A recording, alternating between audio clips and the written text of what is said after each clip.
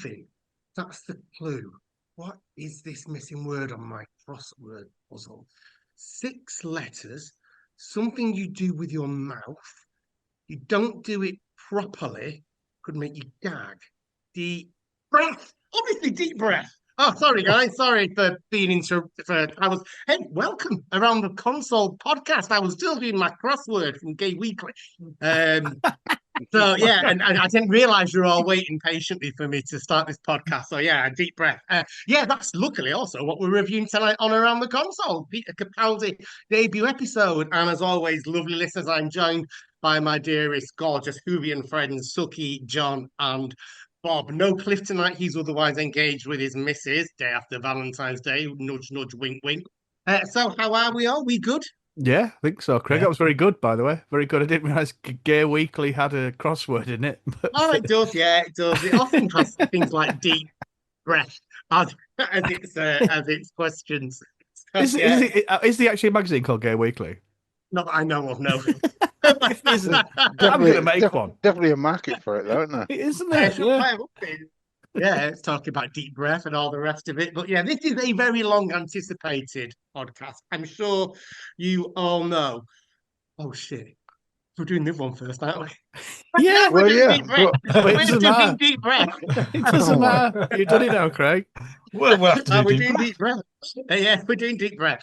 Not deep something else. So tonight we have on this podcast we are reviewing Deep Breath by Peter Capaldi. How old is this now? This is quite old in the world of Doctor Who.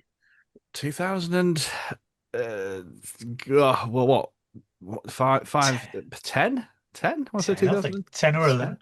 No, it'd be more than that because this is after Matt Smith. It's be Matt 2013, Smith, yeah.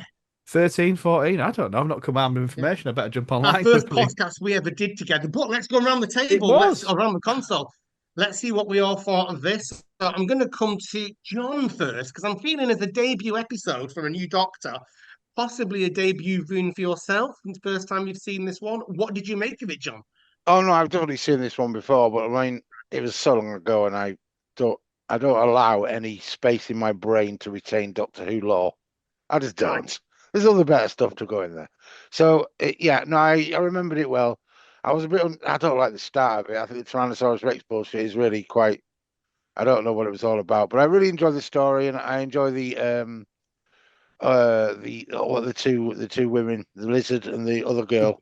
Pastor and Jenny. And the Sontarans, and he's always a good comedic treat, which it's just like it was a fun little thing. I just don't think it was that much fun to watch. Really, it was a little bit chaotic, I found. Hey, so a bit of a tepid response there from Slightly John. tepid. Let's go to Bob next. It was very interesting to go back and watch actually because it was 2014 by the way. It's been a while. It was interesting to see Capaldi's initial portrayal, and it was interesting to watch a first story of a new Doctor as well in hindsight. So I enjoyed it. It was interesting. I really enjoyed it. There was lots to enjoy in it. So yeah, it's good. Not sensing a feeling of overjoyedness there. Lots of interesting and lots of goods, kind of like this. We're not going to go in deep, but I will come back to you on this, Bob. There wasn't a gushing flow there. It's not Sylvester McCoy, Craig. So if it was Sylvester McCoy, I would be gushing. Yeah, gushing to Gay Weekly. He's just very dry, though. He's very dry right now. It's very dry. Suky, my lovely, what did you reckon to Deep Breath? Seeing as I've been the one that's been trying to get this onto the podcast for a while, I did enjoy it. Capaldi did have elements of previous Doctors in, especially Tom Baker and a bit of John Pertwee right at the beginning. But again, it did seem to meander a little bit, and you didn't know exactly what was going on. But then all of a sudden it becomes like a sequel to the David Tennant story. So I'm going to say yes, it was okay, enjoyable, but a lot going on within that episode to make it really coherent for me. Go on, Craig, tell us what you think. very much like Bob in the way that it was interesting to go back and watch it. Capaldi isn't my favourite era of Doctor Who. I see some of these Doctor and I enjoy the certain episodes, but as an overall feel, it isn't that highlight for me of the new era. But I did enjoy it, but I felt it was very, it lacked menace. It felt very staid and very dialogue based, and it didn't seem to have an awful lot of tension or drama. So I enjoyed watching it. I enjoyed the story and the special effects, and there were a few tense moments, but again, at the same time, it felt just a little bit random and a little bit stretched out for me. I think But it with was good. But I think with Gone. it, you've got to allow the space for the new Doctor to kind of to breathe, if you see what I mean. Because with Yeah, Tennant's first story, for example, you didn't see him until the last no, 20 minutes, you know, and it was a different way of doing it. Whereas this one, you got a tiny bit of that at the beginning, but you know, it was Capaldi sort of found himself, and I thought it'd give him a chance to, you know, really, you know, have a go. Yeah, Which was kind of, I think the plot was kind of not irrelevant, but kind of it didn't really matter. It was more about this doctor, you know, but coming. it it I know what you're saying, but it did give Capaldi a lot of things for him to do, but it was all manic and it wasn't yeah, or doctor. Well, it was sort of doctorish, as in because you've seen things like this in the past. Tom Baker doing it right at the beginning of his in Robot. John Pertwee did a bit of it in Spear from Space. Mm. So there's a lot of this sort of thing happening, which he seemed to have copied. Because remember, these were his doctors when he was growing up, so he's copied their mannerisms to a certain degree. But the fact that he was so manic in them first few minutes just sort of put me off a bit, even though I sort of recognised it from previous Doctors. Now I could see what they were trying to do in that, you know, they start him off like this. By the end of the episode, he'll be, you know, sort of okay, I like am the other doctor. Doctors have been. Yeah, yeah. Yeah, but it didn't seem to. He seemed to be still be trying to wonder who he was all the way up until I think, mate, possibly the last scene in the TARDIS, just before Matt Smith rings Yeah. up. And that was quite cool. But I mean, I just want to start at the beginning because the beginning, you know, it's amazing having a big, huge dinosaur in the middle of the Thames in London spitting out the TARDIS. That is amazing. You know, like I think sometimes we forget about, talk from me personally, how awesome and cool Doctor Who is. I've been watching a lot of Star oh Trek yeah, recently, and Star Trek's great. I love Star Trek very much. But then I've not watched Doctor Who for a bit because we've not had anything to review. And going back and yeah. just it's mad. A dinosaur, Thames spitting out a TARDIS, Bosch, new Doctor, comedic Sontaran alien, lizard woman in a lesbian relationship. It's like this is Doctor Who. It's mad. I love it. And it was just a little that whole intro to me was like Doctor. There's nothing else like Doctor Who. I love this TV show. It was very shouty, wasn't he, in that first scene? And Yeah, quite, yeah. I'm not the whole. I totally agree. I love the dinosaur idea. I love it spitting out the TARDIS, and I love him coming out in his. It was almost like he said John Pertwee in his kind of white downy thing that he was wearing Yeah, his yeah. bed clothes, and it was really cool on the beach, and the way it was just all taking place there. But found the whole thing a bit shouty, and I didn't like the whole not flirting with you. I mean, that was just a bit silly. But yeah, it was very full on. First few moments was very visual. It really hit, you know, like you said, it was wonderful. They were there at the Thames. You had the House of Parliament. You had the dinosaur. You had the TARDIS, the Lizard Woman, and that was cool. And then it just becomes a little, hmm, yeah, a bit lost for me. But I did enjoy it, and I thought Capaldi actually as a doctor did set himself up with some of his key principles, like his grumpiness and his short tempered and his lack of emotion at times, and just saying things. I liked that. They set him up quite nicely as a doctor, even though he Mm, wasn't my favourite. They did give it some of his basics, not the action, the way they mm. have him riding the horse, which was quite funny. But that wasn't the. I wouldn't really describe Capaldi as an action doctor. Not No, really, it, no. the abruptness of his nature that sort of grated a little bit on me, but you sort of get used to it where as the episode goes on. But the fact also the bit which I found a bit annoying was the fact that Clara was just refused to accept that this was her doctor, even though he changed in front of her, and you saw the immediate change, like, but she just refused to accept, even though she's the impossible girl, and she went through all his timelines towards the end of Matt Smith, so she's seen all the different versions of the Doctor. That's a good point, actually, Suki. I Yeah. never thought about that Yeah. either. Yeah. So that's why So- Suki's on this podcast for the Yeah. wise words. The wise words that always come. But this is one of the things that I just didn't get when she was there going, "This is not my doctor. I don't know who he is. He's got a different face. He's very old." Yet she's seen various different versions You've of the seen his Doctor. partner, which is even older. Yeah. But I think the key is that I think Clara really was in love with the Matt Smith Doctor. So when she's got an entirely new face that she's not attracted to, it's going to be disconcerting for her. She's going through denial, isn't it? It's a little bit of like she's lost somebody. It feels like. Oh no, absolutely, and I think as well, it's not just her; it's the viewer, and then the companion's always used, to be the sort of, the common woman or man, basically the viewer, so they get a reality and understanding of this mad situation. But yeah, no, that's a good point though. She's seen everything.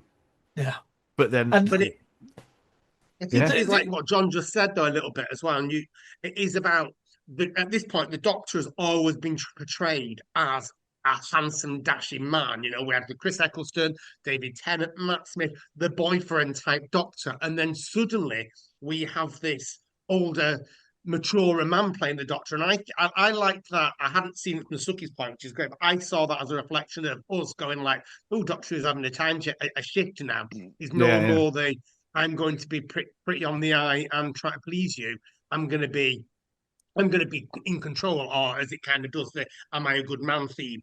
So I liked that reflection, and I did like the way they brought Matt Smith on. I thought it was cracking, although it was leaked, unfortunately, at the time. So I don't remember it being leaked. I don't remember anything about it. Do you know what? I completely forgot about that phone call from Matt Smith to Clara, and that was super cool. That little handover. It was it was really cool, and also the rationale behind why Capaldi looks like the guy out of Fires of Pompeii as well. It was like someone he couldn't save, so he took his face, if you like, to be remembered, or whatever it was sort of put out. I was like, that's cool. See, I didn't get that at all. I know they were saying I've seen this face before somewhere else, but you said there seemed to be an explanation in this episode. I couldn't see the explanation. It was touched on. I can't remember the exact line, but it was along the lines of basically someone he couldn't save. But he did save the family. Oh, did he? Yeah, right at the end. I found that very confusing, that scene, actually. Right, I thought, like Bob said, that there was an explanation for it, and I actually thought he saw his face in the reflection at some point. But I thought it was explained, but when I watched it, it kind of wasn't. It was insinuated, why this face? I think it was. I just thought for some reason I thought yes, he did save the family, and I completely. Donna makes him go back, doesn't she? Yes, I'm not seeing it for ages, but maybe that was the other thing, the other bit of it then, because it was very vague. It's more like he's using this phrase because he saved, or he was made to save the family by Donna. So it's that. Remember that principle of, being a bit more human. I don't know. Anyway, they had to do something, didn't they, to make an excuse of why he looked I didn't like the way he stole. It was very Doctor for him, though. I didn't like the way he stole the guy's coat. I'm assuming, when he meets Clara, he's in the coat that stinks and everything. So I'm assuming he took it from him, which I didn't think was very doctory, but was probably his. So fair enough. But for me, it was a bit. Oh, I can't imagine a Doctor doing that. Maybe Colin Baker would do them. Well, do you know who that old man was? The tramp-like figure. No. That is Brian Miller, and he's a husband of Elizabeth Sladen. Oh. Right, so Elizabeth Sladen had just passed away. And I don't know if this is the bound given to the actor, or they just wanted him for the role because he was suitable for the role. Yeah. But Brian Miller was asked to appear in Doctor Who in that first episode of Capaldi's era. Did not know that, Suki. Great fact. Thank you. Yeah, he's well on top today, aren't you, Suki? Really? He's on it. As soon as I've only just watched the episode. I watched it a few days ago, I must admit, and I didn't take any notes, but now I have to remember to do that. I did like the mystery of the mysterious girl. I like that. The advert in the thing.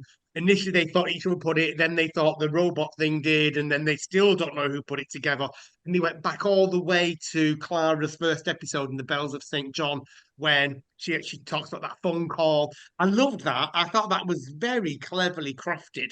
Yeah, There's a story arc yet to be developed. yeah, and also like because it's the miss. Is this the first episode with Missy in it? Yes. I believe it is, yes. Because because she was Pete Capaldi's master, wasn't she? Yes. So there's all that thing that comes out at the end of this season, anyway, that she's the Yeah, because master. that's the season cliffhanger, isn't it? Yeah, yeah. Darkwater. It's cool, like, isn't it? I think that's that whole little arc bit set up at the end because Yeah. she's taking all these people out of time, isn't she? Yeah.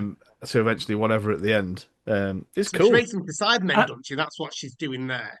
Yeah, And the way that she's also dropping in, because she goes, "Welcome to heaven," which is basically where all the souls that she was probably taking were going as well. yeah, That's where Danny Pink goes, isn't it? Later on. With Danny Pink. yeah.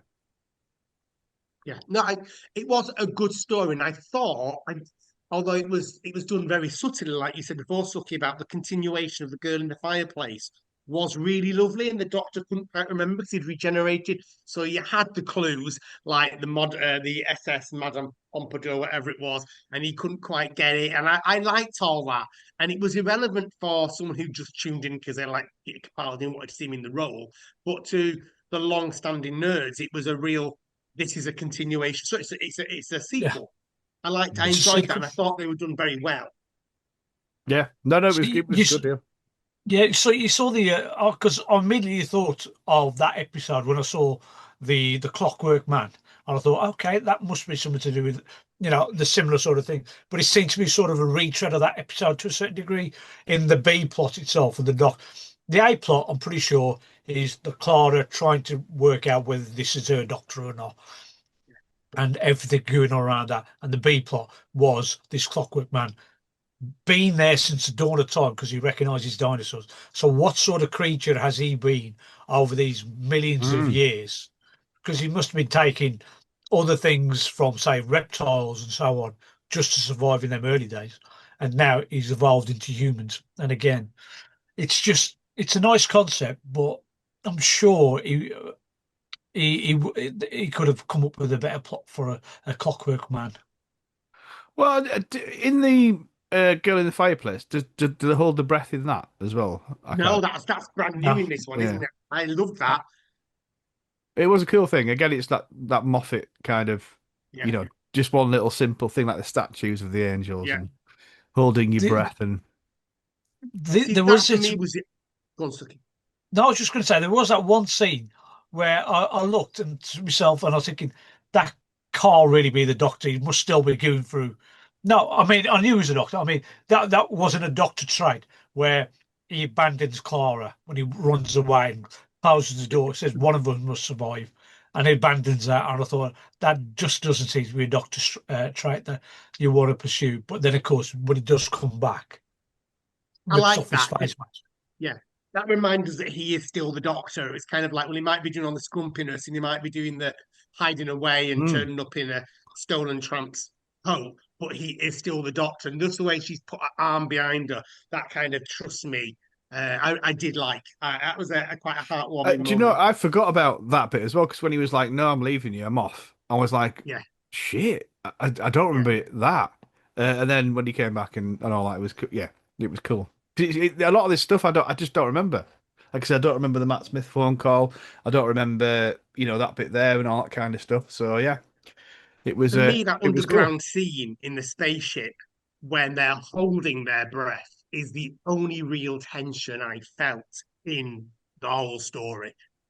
Which, if you compare it to other openers, there's usually a bit more drama and a bit more excitement. Not saying this wasn't dramatic, because it was dramatic, but it was a very different pace of storytelling. And I did find that you could literally, I love the way they focused in on particularly Clara's eyes and the swelling of it and the tear. I loved that, but it really added to it. And also the fact that she wasn't successful in the end. She didn't escape. I also thought was good, but that for me was I'd have liked more tension. I didn't mind I did like the action sequences. I mean, I loved the fact that Vastra and Jenny come streaming, using the silk or whatever, coming down, and then the funny moment, of course, is Strax just falls and he gets up again. I mean, to be honest, I've forgotten all about the Paternoster gang as they are Oh, for a amazing. while. But So the good. funny moments in here as well. I mean, she's getting Jenny to pose in whatever her underclothes, which is not painted. She's doing a crime No, scene. But, Yeah. that was and then there was funny. I us. like that. Yeah. And then there's a bit with Strax. He's calling Clara a boy, and then he does the medical examination. And just before that, he goes, "The Times is here. Would you like me to bring it up?" She goes, "Yeah," and he throws it at her face. Oh, there was some really Oh, good Dan funny moments. Starkey is sometimes his Strax is amazing. It's so funny. They're all, I love the Paternoster gang. The Yeah. class, every single one of it just works so well. So it was Does great work. to have them in this first story as well, because you obviously recognize them from previous. But Dan Starkey's hilarious. Just like, can I They take your don't come coat? back These are into it then, do they, clothes. with Capaldi? Don't they? This is their last appearance, is that Yeah, right? I think Obviously so. handed Yeah. over Yeah, familiar. it Yeah. is. Is this also the first time that Vasta and Jenny kiss? Because Yeah, I I can't think it was a remember. big deal about it, I think, at the time, Yeah, wasn't it? Oh, was there Possibly. really? because I hadn't seen this before. I mean, not the fact that it's the same sex kiss; it's the fact that it's a lizard under human action that I Yeah. was shocked at. Utterly shocked. How dare I watch this on TV? Yeah. It is science fiction at the end of the day. All right. But no, they're all brilliant, and I'm a big fan of Jenny. I'm not going to lie, particularly in her Yeah. fighting outfit. Yeah. Yes, she I love outshines that Clara for scene me. when Clara and Madame Vasta are having their standoff, and and I love the way they do it, that that Clara can't see through the veil The to see that veil is the Doctor is amazing. still the Yeah, same. yeah, So Madame Vastra puts her veil up, and I love that suddenly it just disappears because yeah, yeah. Clara sees the Doctor again. I thought that was very cleverly done. Moffat, man, he's great, and The he Moffat does man, stuff like yeah, that. yeah, it was good. He loves doing stuff like that. Yeah, there was so many cool little bits in it like that. I think. Yeah, it kind of was it fun. Because I don't think we've really covered that. Was it? I think there was a lot I of fun. enjoyed it. I laughed a lot at it, but it was me and the Yeah, Paternoster. I didn't really laugh at Capaldi or yeah, Clara, but the Paternoster gang, I definitely was yeah. LOL'd. Yeah. And the police Uh, officers as well. You kind Yeah, of that meant was to laugh at them out yeah, because they're set up in it. They're a bit of fun. yeah. And I I think, also like. sorry, I was going to say just the other thing as well. I loved was the Sherlock Holmes vibe, that Victorian kind of Sherlock Holmes vibe. Because a big dinosaur. It's just cool, man. It was Yeah, yeah. Right. So I also like the fact that the police have accepted Vastra, and not yeah, because she's a lizard, because they're not sure that she is. It's because yeah. she's got some sort of facial infliction on Yes. her skin, right? There's something wrong with the skin. So they think she's human, and that's why she wears a veil, just so it doesn't upset them. But they don't realise she's actually reptilian.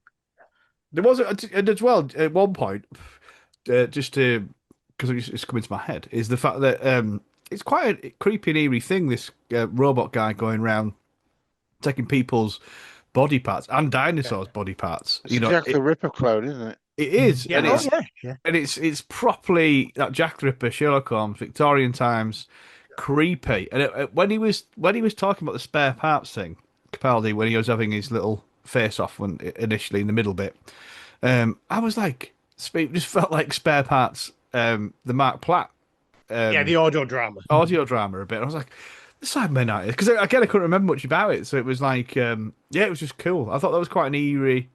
It was all quite. It was themed, I think, kind of brilliantly. And again, because Yeah. I've not been watching Doctor Who for a while, to go back and watch this, it was just confirmation that this is the greatest TV show, if, in my personal opinion, to me, Yeah. ever. And I love that it's just mad. The way you just said eerie, it helps that it's set in Victorian Yeah, era, yeah, where absolutely. it's all gas lights, lights, and it's gloomy and foggy and whatever. And because it's also set by the Thames, it's always going to be slight mist over everything. Yes. I also like the way that the Doctor's running about on top of the rooftops, and you can see the whole of old London, no skyscrapers or anything, and the dinosaur just towers over all the buildings.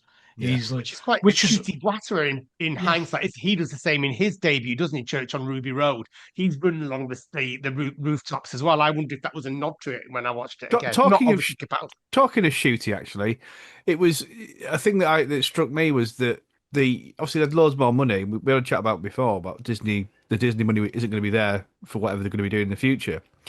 It made no difference. I thought the effects in this were great. I can't when I watch old New Who, I don't really notice there isn't bad effects in it particularly. There's maybe one or two where it's a bit dubious, maybe like Aliens of London or whatever, early doors in Eccleston's time. But this the other was day, and with the exception of the werewolf, which was CGI, everything was fantastic. The CGI development, that was 2006, 2000. So, we're talking 20 years later. Everything was brilliant. Same with, I watched The Haunting via Dablos, Jodie's, and that was cracking special effects.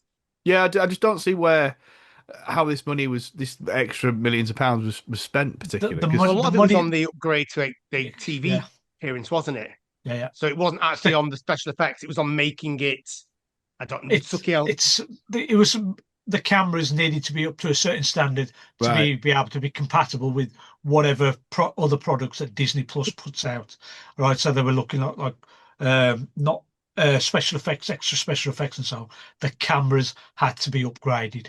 Now, if the BBC start making it again, they now have to try and do it to the same level as Disney Plus products that they put out. They just need to do it up to the BBC standard, which is made, I think, 4K or whatever. It just looked great. And I know the BBC, one thing they do is Victorian stuff really well, as we know, and they always have done for many years. But also Walking with Dinosaurs. They do dinosaurs really well as well. Yeah. So that was a good dinosaur for me.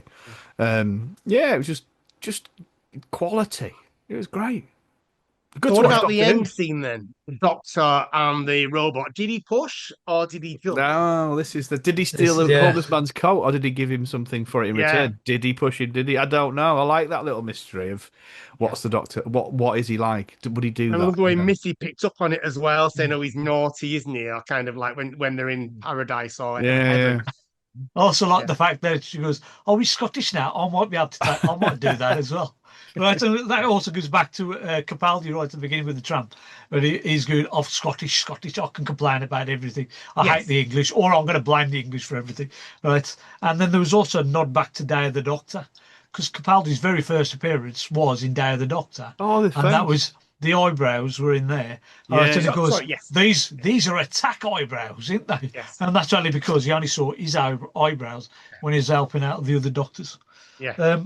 There was something with Capaldi right at the end. It's just gone out of my head. Damn. Well, while you're thinking, I just want to ask what people think of the theme tune and the credits, because I'll nail it right there for me. For me, this is the worst Doctor Who theme tune ever since it started in '63. I don't like this version of the theme tune at all. I hate it. It goes right through me. It didn't strike the theme tune. Didn't particularly strike me as being any different or whatever. What did strike me was, and again, because we've not watched the Murray Gold episode for a while. Okay, now the music is overbearing in parts again. It's My favourite composer, the new Hib, is I can never remember his name. Was the Jodie, the guy with Jodie, who did the music? Sadie Akanawa. Yeah, very atmospheric, isn't it? Amazing. It's just so bombastic is the word that's used. I just don't. Don't get me wrong, Murray Gold, fantastic composer, and it's in the edit and whatever else, but it's just overbearing at times. He's done some brilliant stuff. Absolutely done some brilliant music and everything like that. I'm not saying he's shit because he's definitely not shit. He's excellent, but they just overbear his music, and I don't know. It just really stood out to me again because I've not, like I said, watched it for a while. I was a bit like, oh god, so. Did this whet your appetite for more Capaldi? When you finish watching, you think I'd like to see. Next. I was like, I nearly went into the Dalek, but obviously we had to watch something else. So there's a time that's going to come when I'm going to do a rewatch of the whole of New Who. I think it's because we started doing a podcast, didn't we, with this episode? Yeah, this is our first podcast together. We did Proctor Who. It was Deep Breath. 2014 we started doing that. My God, that was 12 years ago. So yeah, it was. Yeah, and it's just weird that in fact I will have watched it when we were doing the podcast at least 2 or 3 times, but I don't think I've been back and watched it for 12 years. So it's been going a while, this new Who, like, hasn't it? So I think That's it's 2005. He's what? He's 30 odd. Oh, what are we now? 26, he's 21 years old. but it did, yes, it did whet 2005. my appetite to go and watch just more, new Who. Yeah. But I haven't watched loads because when it Yeah, this first is came out, I just watched it and watched it. 'Cause it was so awesome. It was back. Yeah. So I probably watched each episode, Eccleston and Tennant, 5 or 6 times. Like that week. Well, there's a massive history now to choose from, hasn't there? It's like when you look at where you're going to go, it's like such a back catalogue. I'm not saying it's as big back catalogue as the classic, but you've got 21 episodes, years to choose from. Mm. Yeah, but this John, what this about is you? it. What's your appetite Yeah, to go go on, John. into the next story? Gotta be honest, not particularly. I don't think I appreciated Capaldi in it. It annoyed me a lot, and I know he was like finding his feet. And there's always the first episode with the new Doctor. He's always finding his feet, but it's like the whole episode was a little bit chaotic. I think there was maybe too many people in it for me. Yeah. And there's too many characters to get my head around. But yeah, so I didn't find anything wetted, shall we say? Yeah, it wasn't quite there. Oh, John. Just going back to we're really all old school Doctor Who fans, really. So we tend to go towards the first series proper, and with New Who, we tend. Me personally, I've watched most of the episodes at least once and maybe twice when I started doing the podcast, and that's about it. I haven't really gone back to it on a regular basis. Whereas I'll go back to Classic Who on a regular basis. I'll just go around. Yeah. I'll fancy watching some shit like Colony in Space. I'll watch that rather than go back and watch something like New or something. Yeah, Such I think as it what? feels like more of a challenge. Sorry, John. Something shit such as what? Colony in Space. Colony in Space, right? Making a note. That's all. Ah, Suky, what have you It's a inflicted six-part. on your Six-part. Remember, this is your. If you do choose it, you're inflicting this upon yourself as well. Right, blink it is. No, Blink fuck the other off, day. It was John. cracking, actually. I really enjoyed it. I had to Been change watching John's I've been mind. watching lots of New Who over the last couple of weeks. Really enjoying it. Really, really cool. No, it did. It definitely got me going. I was going to watch Into the Dalek, but then I had to watch something else. So I watched that again recently as well. I forgot how fantastic Into the Dalek is. I watched that probably about a month ago, and I forgot they have that remade sequence from Resurrection of the Daleks. It's not exactly remade, but almost a similar updated version. It was awesome. Oh, I loved it. And I remember thinking, as I said before, that Capaldi wasn't my favorite here, but I have to say, having watched Deep Breath and prior to that, Into the Dalek, it was something that did make me think, like you said, it deserves a rewatch. yeah, It does again. yeah. So, any final thoughts then on this story? Suki, there was something that was going through your mind, but you couldn't what it was as it popped back into It your was brain? the look to the camera right at the end. He's also asking the audience, "Do you think I pushed him, Oh, or do you think he's yeah. pushed? He jumped himself." That's what I remember now. It was that little. He's looking down, and then all of a sudden he looks at the camera, and you just think he's looking at us, trying to ask us, "What do you think I've just done?" And also, I think as well with the conversation with Matt Smith and at the end, it's kind of like saying to the audience, look after him, take care of him, not just Clara. I think it's one of them, isn't it, when you're trying to traverse a new actor into the role who is a lot different, to the previous actor. Yeah. Because I think when David Tennant changed to Matt Smith, although Matt Smith's my favourite Doctor of New Who, people really dropped off, and I mean a lot of people dropped off because they love David Tennant as a Doctor. So there's probably some fear around that as well, So I thought that was quite a nice little touch, and he showed a lot of vulnerability, I think, as well. Because you're right, there's a grumpiness, there's a pomposity, and there's all these kind of things. Colin Baker, John Pertwee, Tom Bakery kind of stuff. But I think what Capaldi does is he brings a very much a vulnerableness to the character. When he drops his veil or whatever you want to call it, and I think you see that at the end. With Clara, it's like Yeah, don't leave me. Yeah, I'm please still the accept. same, still vulnerable. Please accept me. Interestingly, you don't get to see him choose his costume, do you? I think most Doctors you get to see it Capaldi just appears in the TARDIS wearing his new outfit and says, What "Clara, do you what think?" do you think?" Yeah. I was a bit. I couldn't remember how he chose it. That's because we don't see how he No. chooses it. Which Well, I I think like, is I a good like job. it. I like this Yeah. costume. I like this costume. It's John I like this Pertwee costume. That's it. costume, and Yeah. it's a nod to Pertwee. Then obviously does his hoodies and bits like that, which I know people don't like or whatever. But this costume is excellent. It's a great costume. His velvet jacket as well when he has that. I like that as And well. the new That's- TARDIS as well. Well, it's not that different though, is it? To Yeah, it's Not really it's that towards the later end, isn't it? TARDIS. Yeah. Yeah. It's for me. It's the best TARDIS interior. This one. Oh, what do you think? I love it. Could I do with like more an round. old. Yeah, I one, like brass an old. one. Go on, John. Sorry, John. You could do with more round things. Hey. It's That's just to prove that I did watch the actual episode. Dad, we know you watched it, darling. Any more thoughts on this? Are we doing 2 words? Should we do 2 words time? I must admit, I haven't thought of 2 words, so I'm not sure what to say of it. I'm sure you I'll have. come to Bob first.